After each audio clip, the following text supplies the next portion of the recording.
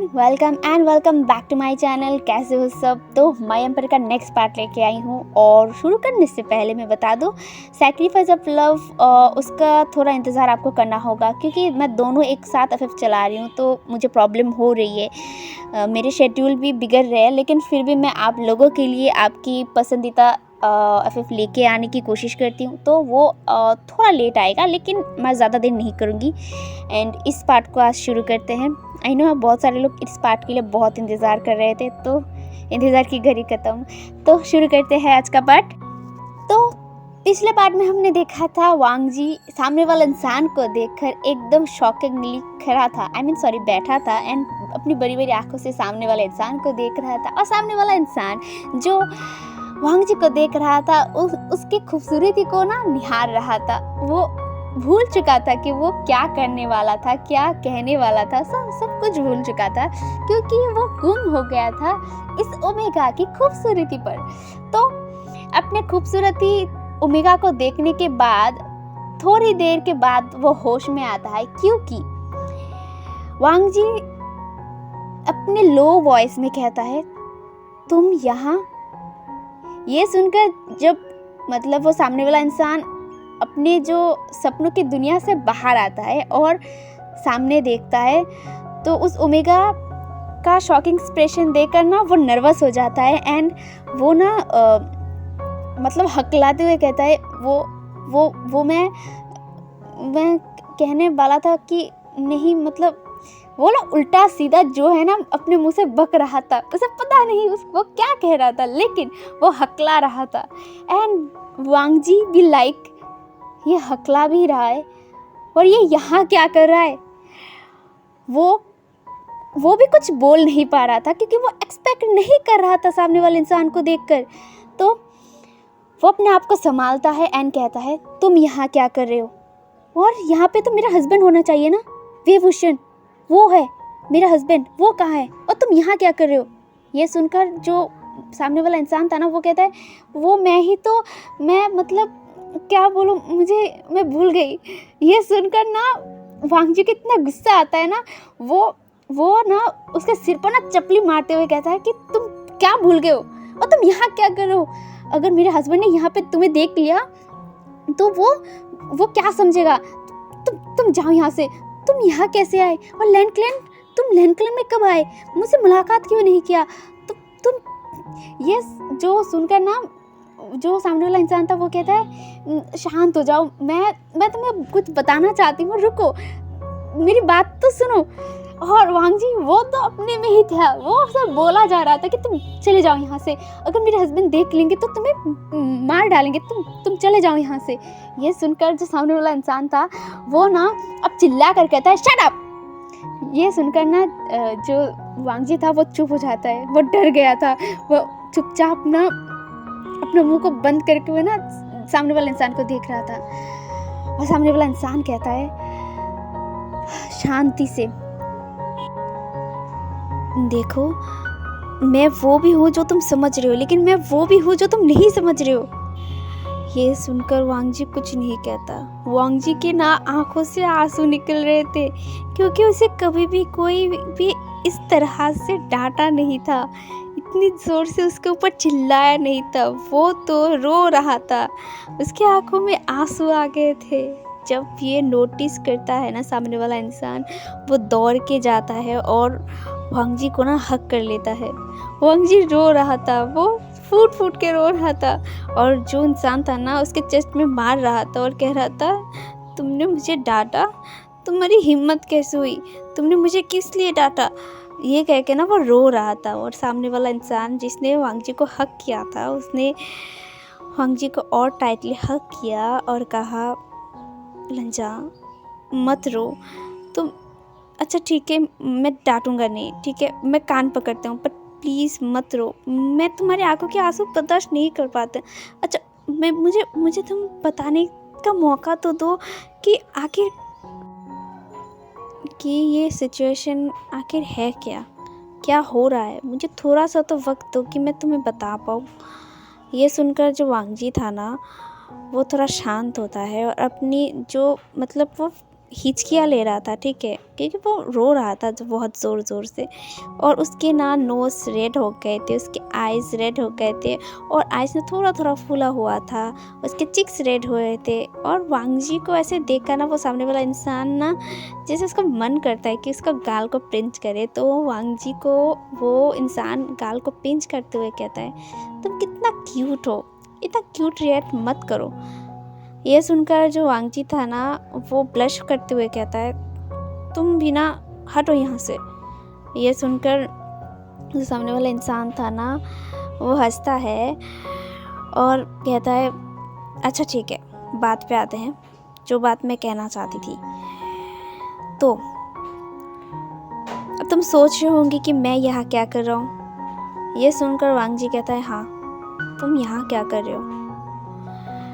यह सुनकर जो सामने वाला इंसान था ना वो एक गहरी सी ब्रेथ लेता है और कहता है, तुम जो समझ रहे हो मैं वो तो हूँ, लेकिन तुम्हें वो नहीं पता जो मैं हूँ। वांग जी अपना इरिटेटेड होके हुए कहता है, तुम इतने पहेलियाँ क्यों बना रहे हो, तुम बोल तो सकते हो ना, तुम आखिर कहना क्या चाहते हो, मुझे तुम्हारी बातें समझ नहीं आ रही।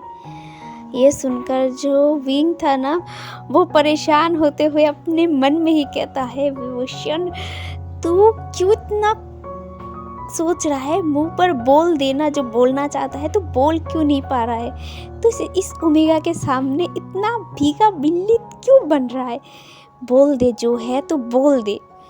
ये ना अपने मन में कह रहा था और अपने मुंह पर ना एक ऐसा अजीब सा एक्सप्रेशन कर रहा था जो वांग जी को समझ नहीं आ रहा था।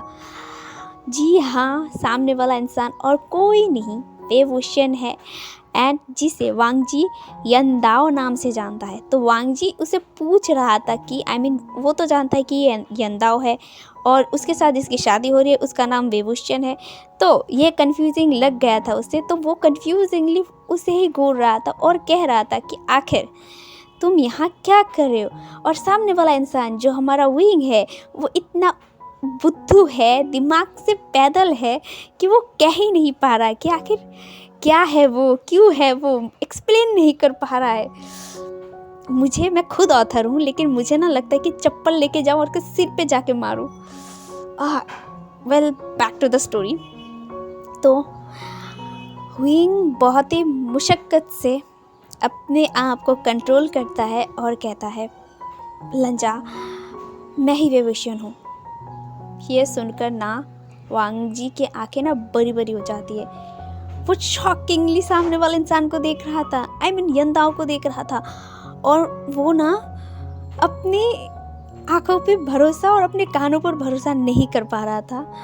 वो अभी भी ना चुपचाप था, उसके मुंह से कोई आवाज़ तक नहीं निकल रहा था। वो जो इतनी देर तक रो रहा था ना, जो हिचकियाँ बोले रहा था ना, वो भी बंद हो चुके थे।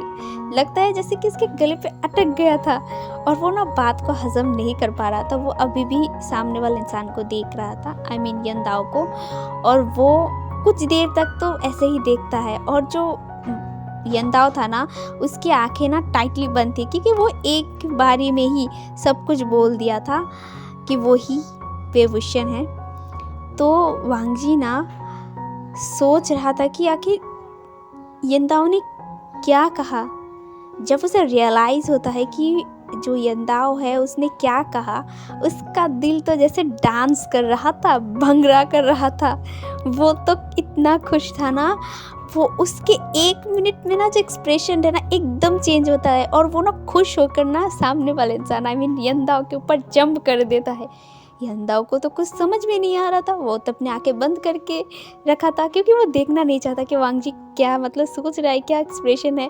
उसे लग रहा था कि जो वांग जी था ना वो गुस्सा करेगा और उसे मारेगा, या फिर जो वेडिंग चैम्बर है ना उसे लात मार के बाहर फेंक देगा। लेकिन उसने एक्सपेक्ट नहीं किया था।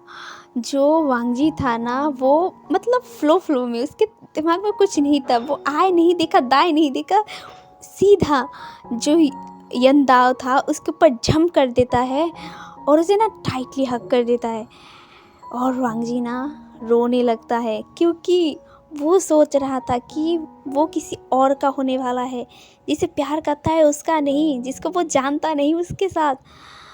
वो इतना खुश था, वो हंस भी रहा था, वो रो भी रहा था, मतलब उसका एक्सप्रेशन मिक्सर था।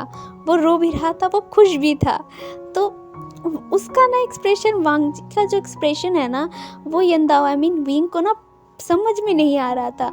हाँ, जब वांगजी यंदाओ के ऊपर चढ़ गया था तो वांगजी को यंदाओ ने संभाल लिया था एज यूजुअल, जो होना था।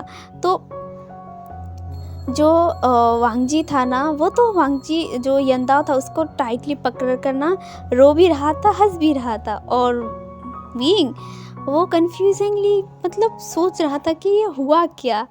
उसे डाइजेस्ट करने में ना थोड़ा समय लगता है। उसके बाद ना जो यंदाओ है ना, वांगजी को उसके जो वेस्ट है ना उससे पकड़ता है और उससे और ऊपर कर लेता है, क्योंकि वांगजी ना ऑलरेडी विंग के ऊपर चढ़ा हुआ था, गोद में कह सकते हो। तो वांगजी ने विंग का वेस्ट है ना वो जकड़ के रखा था अपने पैरों से, ठीक है, एकदम जंप कर दिया था। तो विंग ने उसके वेस्ट को पकड़ा और उसे ठीक से लेकर ना बेड पर आ गया। वो ना बेड पर बैठ गया और वांगजी उसके गोद में था, क्योंकि यार वो लोग खड़े थे। तो वांगजी को लेकर वो कब तक खड़ा रहता, तो वांगजी को लेकर वो बेड पर आ जाता है और बेड पे ही वांगजी विंग के गोद में था और वांगजी रो रहा था और खुश भी था। तो विंग ना उसके पीठ को सहलाता है और कहता है बस बस बहुत हो गया, रोना बंद करो, बस रोना बंद करो। ये सुनकर ना वांगजी जो अपनी रोतुरो वॉइस में कहा था, मतलब कहता है कि तुम्हें पता है कि मैं किस हालत में था, मुझे तो लगा कि मैं कभी तुमसे मिल ही नहीं पाऊँगा। ये सुनकर विंग स्माइल करता है और कहता है क्यों, तुम्हें ऐसा क्यों लगा था कि तुम मुझसे मिल नहीं पाओगे। ये सुनकर वांगजी उसके चेस्ट पर मारते हुए कहता है क्योंकि मेरी शादी होने वाली थी और मेरी एक बार शादी हो जाती तो मैं तुमसे मुलाकात कैसे करती, तुम्हारे साथ दोबारा नाइट हंट पे कैसे जा पाता। ये सुनकर जो विंग है ना वो हंसता है और कहता है तुम सच में बहुत क्यूट हो, इतनी क्यूट क्यूट बातें कहाँ से सीखते हो। ये सुनकर ना वांगजी ना ब्लश करता है ना और उसके चेस्ट पे ना अपना मुंह छुपा ही लेता है। वो ना ऊपर नहीं देख रहा था। जो विंग था ना जो नोटिस करता है कि वांगजी ब्लश कर रहा है, तो वांगजी का जो फेस है ना विंग ने पकड़ा और उसे अपनी तरफ किया। वांगजी जो उसके आँख ना फूले हुए थे कि ऑफकोर्स वो रोया भी था, इमोशनल हो गया था। उसने फ्लो में जो इमोशनल अपने अंदर जो इमोशन थे ना उसे ना बाहर निकाल दिया था। तो उसके आँखों में अभी भी आंसू थे और उसकी आंखें ना फूली हुई थी। तो विंग ना वांगजी के जो आंखें है ना दोनों आँखों को किस करता है और कहता है बस बस बहुत हो गया, अब रोना बंद करो। तुम्हें ना रोते हुए देखना ना मुझे अच्छा नहीं लगता, तुम हंसते हो ना तभी बहुत क्यूट लगते हो। ये सुनकर वांगजी कहता है बकवास, तुम सब बकवास करते हो। ये सुनकर विंग कहता है नहीं सच में तुम स्माइल करते हो ना इतना क्यूट लगते हो। ये सुनकर जो वांगजी है ना वो मुस्कुराता है, बहुत क्यूट सा एक स्माइल उसके चेहरे पर था और उसके लिप्स जितना पाउटी था ना, विंग का मन कर रहा था कि वांगजी को वो किस कर दे। वो ना वांगजी के लिप्स को ही देख रहा था क्योंकि उसका मन कर रहा था कि वो वांगजी को किस कर पाए। और दूसरी तरफ वांगजी वो भी विंग के लिप्स को ही घूर रहा था। विंग के जो नीचे लिप्स के नीचे जो एक मूल था ना, वांगजी उसे ही देख रहा था। उसका बहुत मन कर रहा था कि वो वांगजी मतलब विंग को किस कर पाए। उसके दिमाग में ये पहली ऐसी थॉट थी जो उसे मतलब अब शेम भी फील करवा रहा था और अच्छा भी फील करवा रहा था। तो पता नहीं कौन पहले आगे बढ़ा, लेकिन धीरे धीरे उन दोनों की नज़दीकियाँ और कमने लगी और वो लोग इतना क्लोज आ गए कि अब दोनों के लिप्स एक दूसरे से जुड़ गया। किसने शुरू किया किसी को पता नहीं, लेकिन दोनों ने किस करना शुरू किया, एक वाइल्ड किस। थोड़ा पहले तो एकदम स्लो स्मूच की तरह वो किस कर रहे थे, लेकिन धीरे धीरे धीरे धीरे वो किस वाइल्ड होते गया और विंग ना वांग जी को लेकर धीरे धीरे बेड पर ना लेट गया और विंग वांग जी के ऊपर आ गया था और उसे किस कर रहा था। अब बहुत ही ब्रूटली किस कर रहा था और वांग जी भी ना वैसे ही एक्सप्रेशन के साथ उस किस का रेस्पॉन्स भी कर रहा था। वो एक दूसरे के लिप्स को ना जैसे खा रहे थे। बस उनको सुकून था कि वो लोग एक दूसरे से किस कर पा रहे थे और एक दूसरे के साथ है, वो सब फील कर रहे थे। आगे पीछे दाएं बाएं क्या चल रहा है उन लोगों को पता भी नहीं और उन लोगों को कोई फ़र्क नहीं पड़ रहा था। तो वो दोनों किस कर रहे थे और जब वांग जी मतलब विंग को फील होता है कि वांग जी सांस नहीं ले पा रहा है, तब जाके विंग ने वांग जी को छोड़ा था और वो दोनों ही ना हाँफ रहे थे, बहुत बुरी तरीके से हाँफ रहे थे। उसके उन दोनों की जो सांसें हैं ना वो फूल रहे थे, वो लोग अप एंड डाउन अपने सांस को, वो दोनों ही हाँफ रहे थे और एक दूसरे को देख रहे थे। विंग ना धीरे धीरे वांग जी के जो नेक है ना उसकी तरफ बढ़ता है और वांग जी के जो नेक है ना उसे किस करने लगता है, बाइट करने लगता है, सक करने लगता है बहुत ही सॉफ्टली। और वांग जी ना वो विंग का जो हेड है ना उसे पकड़ लेता है और उसके बाल को टाइटली खींच रहा था प्लेजर की वजह से और उसके मुंह से ना छोटे छोटे मौन भी निकल रहे थे। वो बर्दाश्त नहीं कर पा रहा था ये कौन सा फीलिंग्स है, ये वो वांग जी समझ नहीं पा रहा था, वो सिर्फ मौन कर रहा था। और वांग जी मतलब विंग का जो प्यार है ना वो महसूस करने की कोशिश कर रहा था और विंग ना धीरे धीरे वांग जी के नेक पर ना अपनी जो कलाकृति है ना उसे बनाने लगता है और जो एक किस देना एंड किस करना, बाइट करना, धीरे धीरे विंग ना और थोड़ा नीचे आता है और वांग जी के जो चेस्ट है ना वहाँ पे आ गया था और वहाँ पे भी ना थोड़ी थोड़ी बाइटें करने लगता है, किस करने लगता है और वांग जी वो सिर्फ मौन कर रहा था, अपनी स्वीट स्वीट नॉइसेस है ना उसे बाहर निकल रहा था। वांग जी खुद शॉक था कि वो कैसी नॉइस निकाल रहा था एंड ये कौन सा फीलिंग्स है जिसे वो इतना अच्छा लग रहा था, वो एंजॉय कर रहा था। और दूसरी तरफ विंग वो अपने होश में नहीं था, वो तो वांग जी की खूबसूरती पर ना जैसे मोहित हो गया था। वो वांग जी को ऐसे किस कर रहा था। विंग का ऐसा कोई इंटेंशन नहीं था, लेकिन वांग जी को ऐसे देखकर वो ना खुद का और कितना कंट्रोल करे, उसका ओमेगा उसके सामने है, वो कैसे कंट्रोल करे खुद पर। वो ना मतलब अपने अनकंट्रोल हो रहा था, धीरे धीरे कोशिश तो कर रहा था लेकिन उसे अच्छा लग रहा था वांग जी को इतना क्लोज पाके, वांग जी को किस कर पाके, उसके बॉडी को निहार पाके वो बहुत खुश था एंड उसे एक अजीब सा खुशी फील हो रहा था और उसे ना सेक्सुअल जो डिज़ायर है ना वो फील हो रहा था। वो ना वांग जी को जैसे खा ही लेना चाहता था, लेकिन वो ना रुक जाता है क्योंकि वो अब आगे बढ़ना नहीं चाहता, अभी के लिए नहीं, क्योंकि वो लोग मिले तो हैं, एक दूसरे के लिए अट्रैक्शन फील तो हुआ है। विंग तो वांग जी को प्यार करने लगा ही है, लेकिन विंग को वांग जी के फीलिंग्स के बारे में नहीं पता है। वो टाइम देना चाहता है एक दूसरे को, क्योंकि उन्होंने सिर्फ 2 बार या 3 बार ही मुलाकात किए होंगे, वो भी एक दूसरे को अभी तक नहीं जानते हैं। हाँ, वो दिल से तो एक दूसरे को जानते हैं, लेकिन अब उन्हें असलियत में उन लोगों को एक दूसरे को जानना बाकी है। इसीलिए विंग और आगे नहीं बढ़ना चाहता है, अभी के लिए नहीं। जब टाइम आएगा, जब लगेगा कि वांग जी अब तैयार है एंड एक दूसरे को अब दोनों जान पाएंगे, जानते हैं, तब जाके वो लोग एक दूसरे पर टूट पड़ेंगे। विंग का तो यही थिंकिंग था। और वांग जी वो जो अपने आँखों को बंद करते हुए जो फील कर रहा था ना, और विंग जब सडनली रुक गया ना तो वांग जी अपने आँखों को खोलता है और विंग को देख रहा था। विंग भी वांग जी को ही देख रहा था। तो वांगजी तो क्वेश्चनिंग वाला लुक लेकर विंग को देख रहा था, और जो विंग था वो समझ जाता है और विंग स्माइल करता है और वांगजी को जो गाल है ना उसे सहलाते हुए कहता है, अभी नहीं, अभी हम लोगों को एक दूसरे को जानना ज़रूरी है।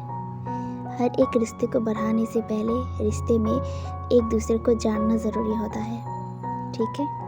उसके बाद बहुत सारे मौका मिलेंगे हम दोनों को रोमांस करने का। ये सुनकर ना वांगजी जो विंग को देख रहा था वो ब्लश करते हुए ना अपने फेस को अपने हाथ से छुपाते हुए कहता है, विंग मुझे टीस मत करो, मुझे शर्म आती है। ये सुनकर जो विंग है ना वो हंसता है और वांगजी के जो नोज है ना उस पर किस करते हुए कहता है, सच में तुम बहुत क्यूट हो। एक दिन ऐसा आएगा कि जैसे मैं तुम्हें खा ही जाऊंगी। ये सुनकर ना वांगजी और भी ब्लश करते हुए ना विंग के जो चेस्ट है ना वहाँ पे अपने फेस को छुपाते हुए कहता है, विंग प्लीज़ मुझे टीज मत करो।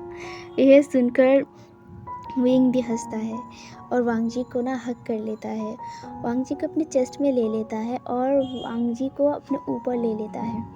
वांगजी विंग के ऊपर सो रहा था, लेटा हुआ था, और उसका सिर विंग के चेस्ट में था, और वो ना अपने जो फेस है ना वो विंग के चेस्ट पे ना और भी दबा रहा था, क्योंकि उसे सच में बहुत शाय फील हो रहा था। और वो उसे याद आ रहा था कि कुछ देर पहले उन दोनों ने किस किया था और विंग ने उसके साथ क्या क्या किया था, तो उसे शर्म आ रहा था। और विंग भी थोड़ा शाय फील कर रहा था क्योंकि उसने एक्सपेक्ट नहीं किया था, उसने अपने कंट्रोल को खोकर वांगजी के साथ वो कर दिया। लेकिन वो खुश था, वो गिल्टी बिल्कुल नहीं था, क्योंकि उसे पता है कि वो उसे प्यार करने लगा था, वांगजी के लिए फीलिंग्स रखने लगा था। इसीलिए वो अपने प्यार को कंज्यूमेट करेंगे, पर एक दूसरे को पहले जानेंगे। एक दूसरे के जानने के बाद ही हम वो लोग अपने रिश्ते को आगे बढ़ाएंगे। तो आज का पार्ट मैं यहीं पे रखती हूँ और अब देखना ये होगा कि वांगजी जब वे क्लैन जाएगा तो उसका स्वागत कैसे होगा।